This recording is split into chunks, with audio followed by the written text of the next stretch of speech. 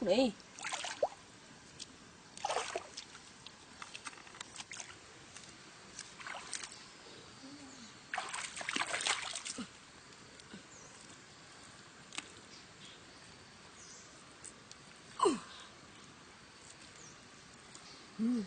Được lắm đi.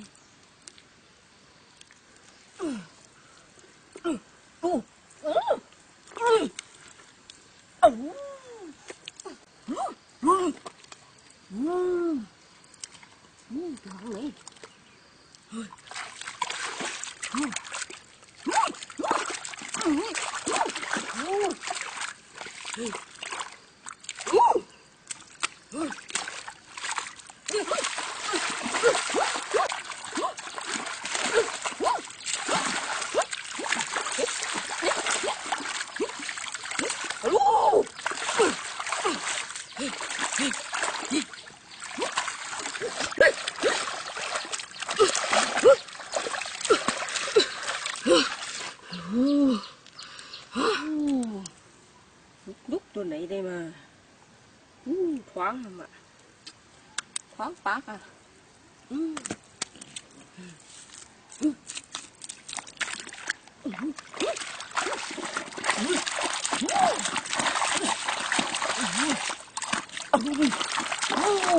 Đút đâu vậy?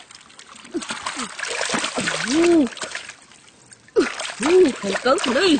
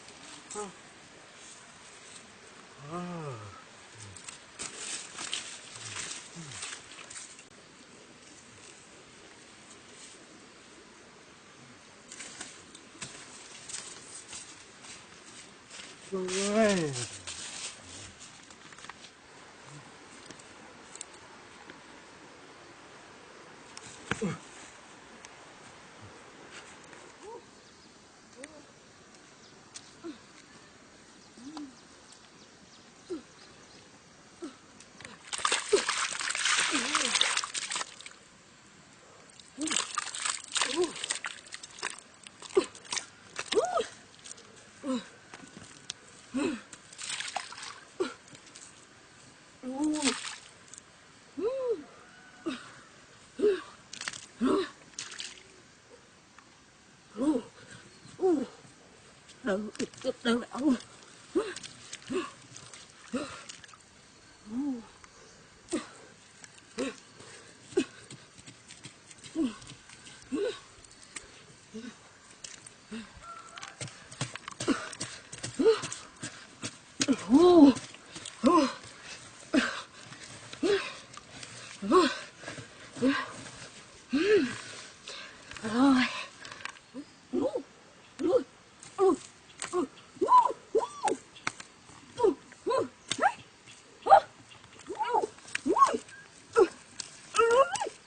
Không làng ngắp được.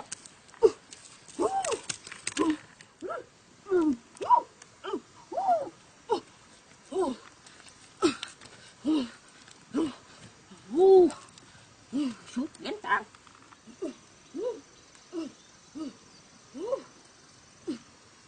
Điện giang nha.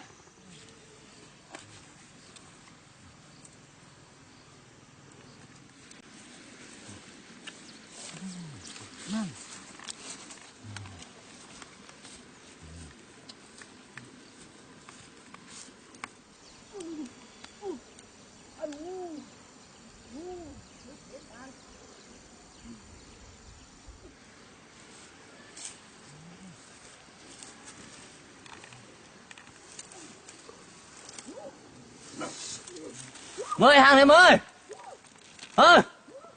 Hàng ơi.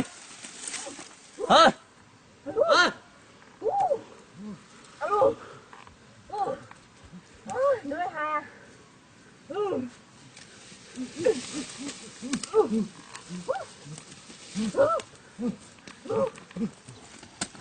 Thằng mới. Dạ đâu đây. Hả? Dạ. Thằng đi vậy. Alo. Thằng ơi. Cái cục gì đấy? Cái Alo. Khuyên nhân. Đấy à? Đó nè. Đâu lại rồi? Lúc đó ra luôn. Xuống đấy. Xuống ra. Đâu vậy? Đấy à? Chua lắm đâu đi.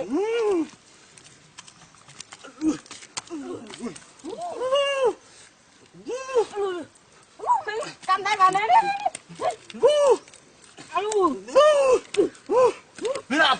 Đấy à?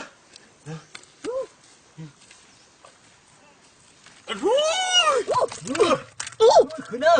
Như lắm đấy. Khuyên ơi. Tôi mày bắt chứ tử phải cặp lắm đấy. Alo, khen cầm tay vào nó.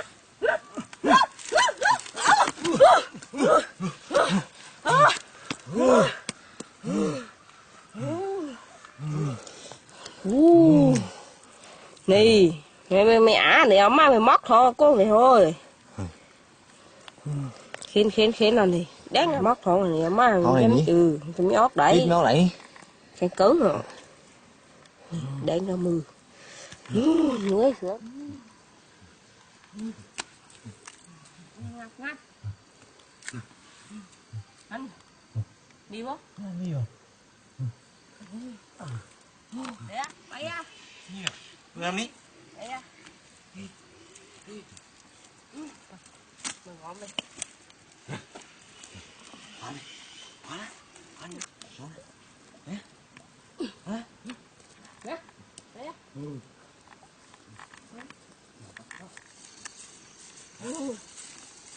Nữa lên ra.